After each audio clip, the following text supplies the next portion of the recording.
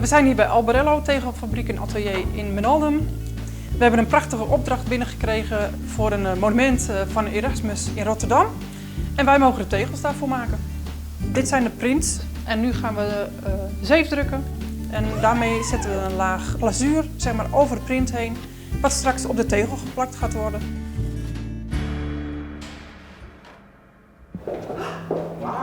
Elke stap is weer geweldig. Het is heel leuk om hier weer binnen te komen en je ziet weer wat.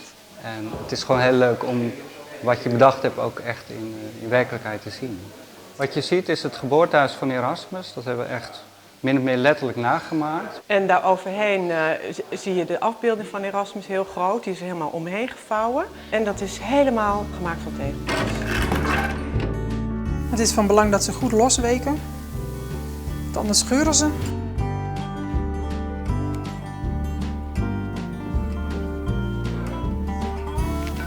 In deze cassette zitten 30 tegels en die gaat nu richting de oven.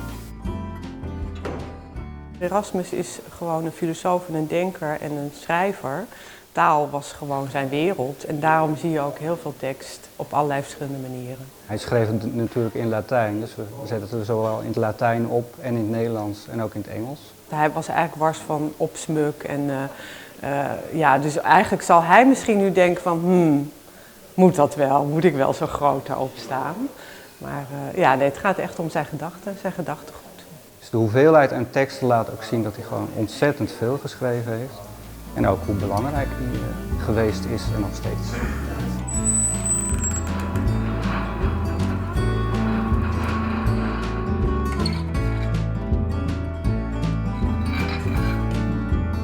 Ik ben goudaccenten aan het aanbrengen met een glazuurverf met echt goud.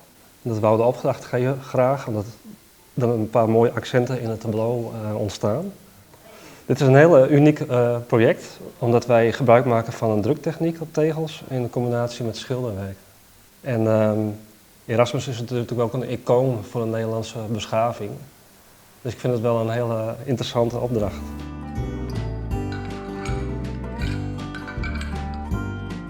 Nou, als ze uit de oven komen en ze zijn afgekoeld, dan leggen we ze hier op volgorde.